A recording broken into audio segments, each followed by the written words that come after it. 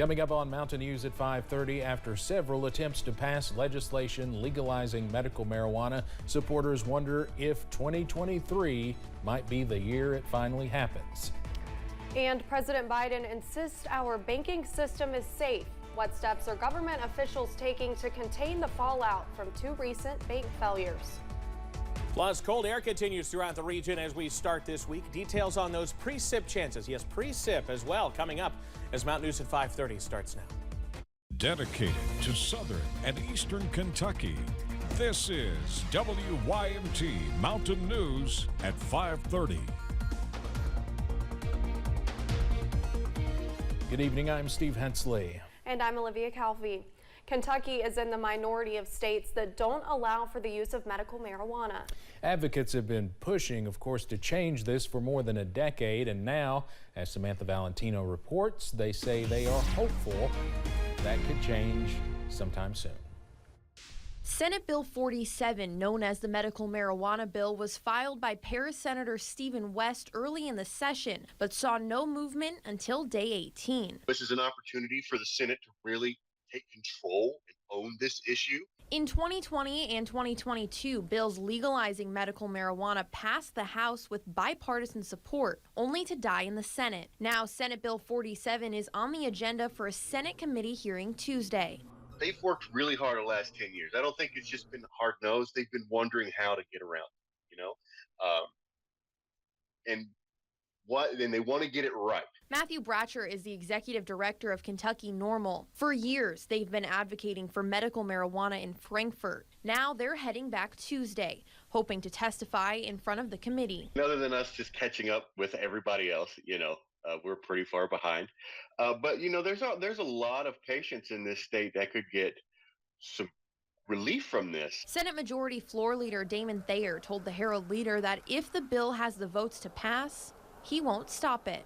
Thayer has gone from hard no to I won't stand in the way to okay, I see that there's a reason for end of life stuff. So there's an evolution there in his opinion. So that's good. That means that he's starting to see the pros on it, and we're getting that a lot with a lot of them. 13 senators are co-sponsoring the legislation. That's about a third of the whole chamber. Senator West told the Courier-Journal he is fairly confident the bill will clear committee on Tuesday, adding that it will have some significant changes to the current version. In Frankfort, Samantha Valentino, WKYT. Lawmakers will meet through Thursday, then adjourn for a veto session before coming back on March 29th. The session ends March 30th. A startling trend for hate crimes in the U.S. New FBI data shows reported hate crimes increased by nearly 12% in 2021. Some 12,000 people were victims. 65% were targeted because of their race or ethnicity, 16% for sexual orientation, while 14% were targeted because of their religion.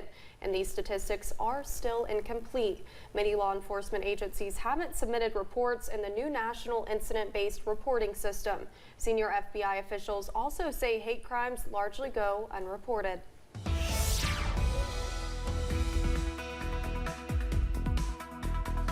Well, the overcast remains overhead as we head through the evening hours, and, well, you'll get to see it for a little while longer, too, because sunset now a couple hours away instead of about 45 minutes away. So we will continue to see overcast like we're seeing out our front door here at WYMT this evening. Same thing up at Buffalo Mountain, or I guess further south, but up at Buffalo Mountain. Overcast sticking tough with us, and that's why temperatures remain in those low to middle 30s region-wide. A few upper 30s along the Kentucky and Virginia and Tennessee borders out there this evening. Pinpoint Doppler showing what's left of a couple of those snow showers near Norton right now, over toward places just in the far eastern parts near Jenkins of Letcher County and up into portions of Buchanan County as well. Everything here is pushing off to the east. Most of these snow showers to our north should stay to our north, but it is something we'll watch tonight. Temperatures getting down into the mid-20s. Light precipitation ends, but we're going to have to watch the frost and freeze potential, even though many of us are not under that freeze warning. Details in a few minutes, guys. Evan, thanks. The Bureau of Labor Statistics released its state-specific unemployment numbers. Unemployment rates were down in 5 states from December to January. Arizona and Nebraska led the pack. Their unemployment rate was down 0.2% from December. Massachusetts, Montana, and Wisconsin had 0.1% decreases. On the other hand, Washington, D.C., California, and Virginia all had more people without jobs from December. However, looking at the unemployment numbers from January of last year to this year, 15 states and Washington, D.C. had decreases. That's year on year, the White House says shows their policies are working.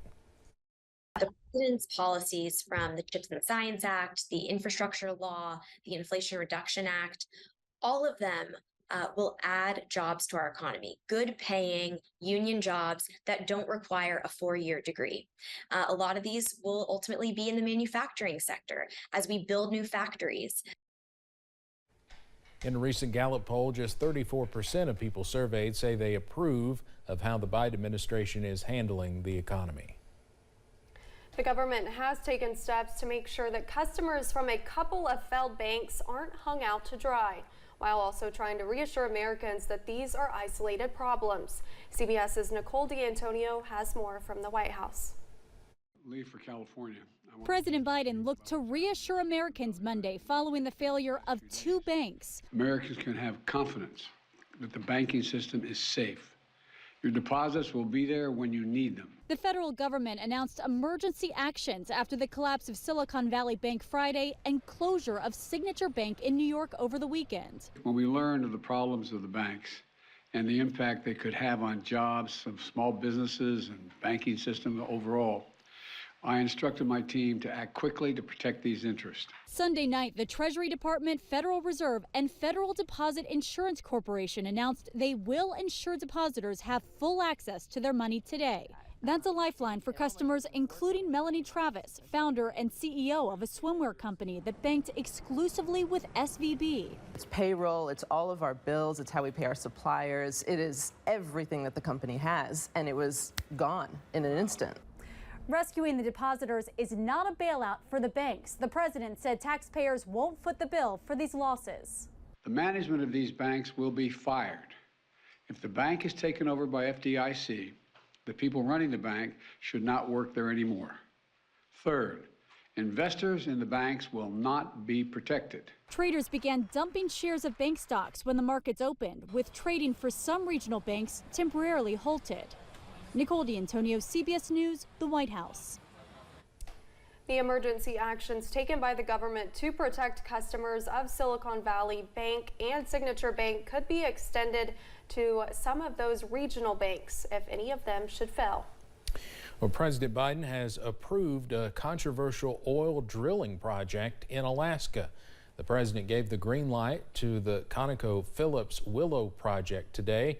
The final scope of the project will be 68,000 acres less than the oil company was initially seeking, and it will include protections for up to 16 million acres of land and water in Alaska's National Petroleum Reserve. The Willow project could produce up to 180,000 barrels of oil a day, creating up to 2,500 jobs during construction and 300 long-term jobs. Environmental groups have vowed legal action to stop the project. The House Oversight Chairman James Comer has quietly subpoenaed bank records for 3 of Hunter Biden's business associates.